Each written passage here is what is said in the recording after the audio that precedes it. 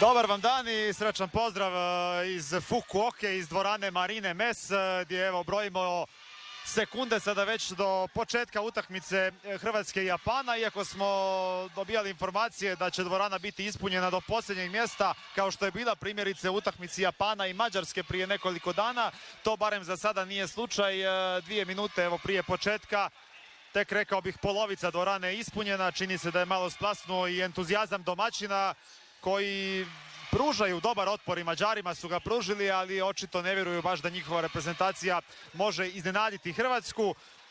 Srbija čeka poraženog iz ovog dvoboja, a pobjednik će na reprezentaciju Crne Gore. Ta situacija je postala sasvim jasna nakon utakmica koje su se igrale jutros, i to utakmica koje su ponudile itekakva uzbuđenja. Zaista ih je bio užitak pratiti, prije svega taj dvoboj izravni Srbije i Crne Gore za drugo i treće mjesto u skupini D koju je osvojila Španjolska. Crna Gora je, pazite, povela 5-0 već u prvoj četvrtini, ali je Srbija malo pomalo stizala taj zaostatak, stigla ga i prestigla u zadnjoj minuti utakmice. Crnogorci onda uspjeli izvući neriješen rezultat, a prema novim regulama FINE, odnosno World Aquaticsa, čak i utakmice u skupini ne mogu završiti bez pobjednika. Ide se na raspucavanje peteraca i onda pobjednik dobija 2 boda, a poraženi 1 bod, i u tom raspucavanju Srbija je bila uspješnija, tako da je Crna Gora treća u skupini i nadamo se da će naši pobijediti ovdje, igrati s njima, premda su se svi složili da nema osobite razlike, da su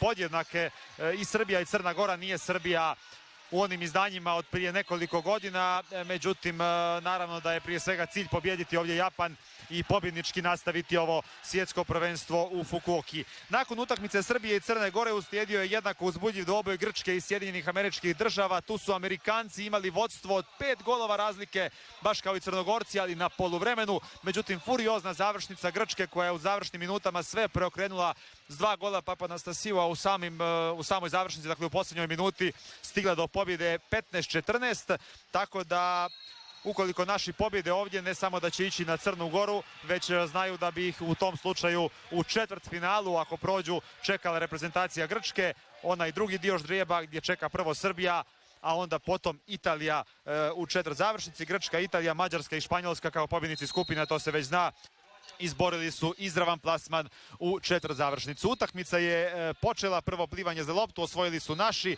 prvi napad nisu iskoristili, pucao je na brzinu nakon suđenog prekršaja Josip Vrlić, naš centar, međutim nije uspio od vode žabicom naciljati okvir gola, tako da je prva lopta za Japance. Japance koji su zanimljiva, specifična reprezentacija, vjerujem da to ste mogli čuti i u ovim najavama, ali da oni koji prate vaterpolo to već vrlo dobro znaju, jer smo u zadnje vrijeme nekoliko puta igrali s njima i na prošlom svjetskom prvenstvu gdje su nas namučili poprilično, na poluvremenu čak vodili 2 razlike, ali naši na kraju ipak stigli do uvjerljive pobjede. Na sličan način odigrali su i prvu utakmicu ovog svjetskog prvenstva protiv Mađarske, također im disali za vratom tamo negdje do sredine treće četvrtine, onda su Mađari ipak otišli prema uvjerljivoj pobjedi 16-8.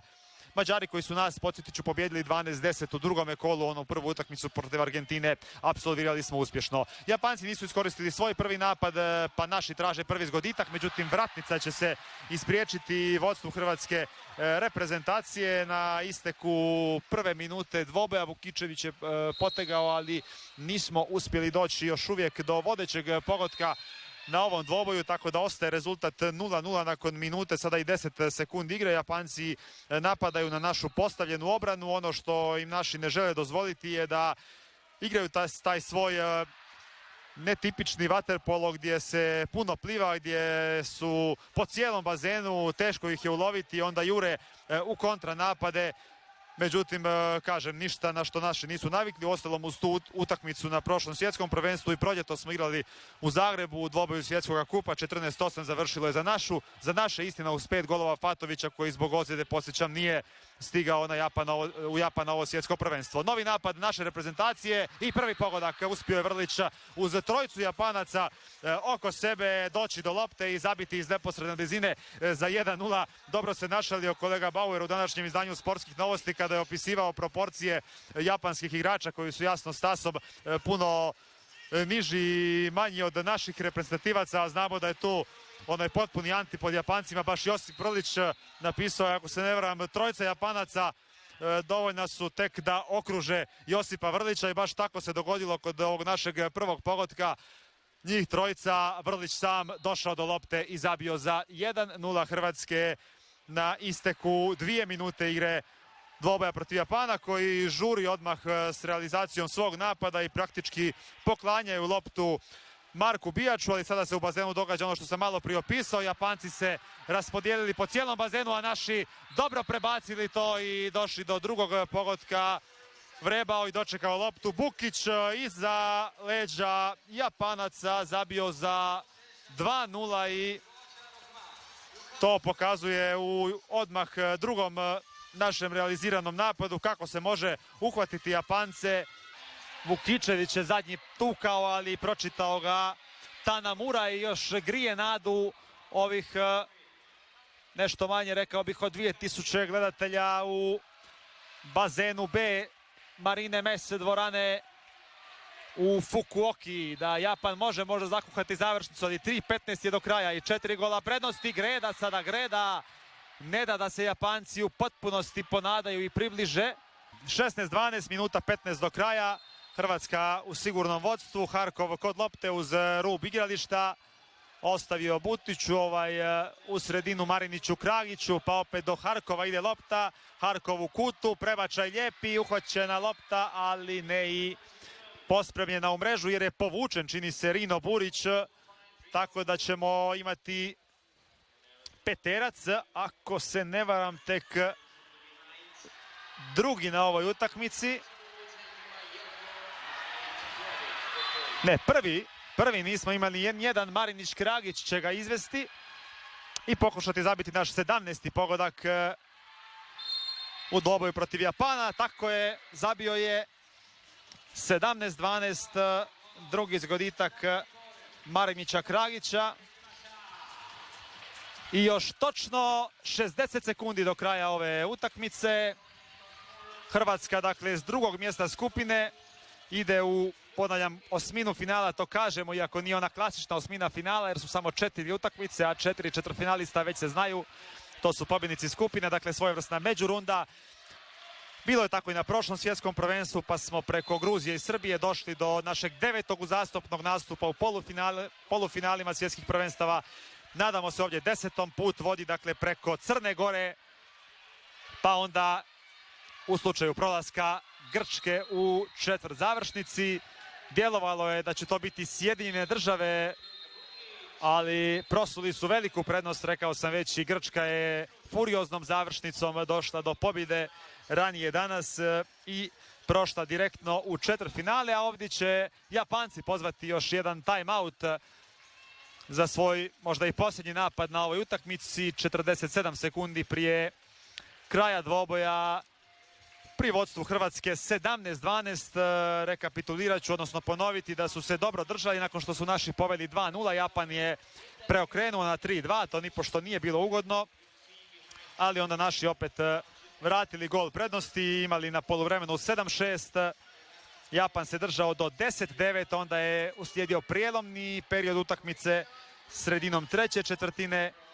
5 pogodaka za redom naših reprezentativaca i do kraja sigurno očuvana prednost. Sada samo čekamo krajnji rezultat utakmice. Ponovit ću, odnosno informirati vas da prema trenutačnom rasporedu bi se utakmica Hrvatske i Crne Gore trebala igrati u nedjelju u 10 sati ujutro po našem, odnosno hrvatskom vremenu, ali dozvolite da to još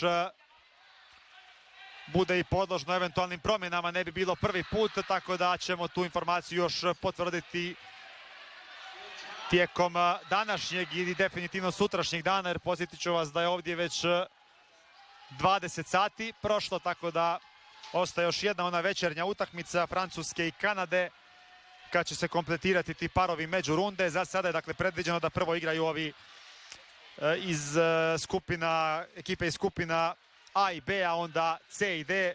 Prvo Hrvatska i Crna Gora u 10, a onda u onom završnom terminu Japan i Srbija, što je za pretpostaviti da će Japanci zadržati sebi taj po lokalnom vremenu završni turnir. Japanski napad je otišao u prazno, a naši se nisu ni trudili. pokušati doći do još jednog pogotka. Zadovoljni s ovih 17-12, pustili da vrijeme prođe. Dakle, uvjerljiva pobjeda Hrvatske za kraj natjecanja po skupinama. Najviše je u našim redovima zabio Harkov, 4 gola, Bukić 3, 4 zgoditka i Adačija u redovima Japana, koji je opet bio žilav, ali nije uspio izdržati dulje od 2,5 četvrtine. Naši priveli posao kraju i s pobjedom 17-12 čekirali kartu za međurundu i za utakmicu protiv Crne Gore u nedjelju ujutro, borba za četvrtfinale u kojem se nadamo da će Hrvatsku, a ne Crnu Goru, dočekati reprezentacija Grčke.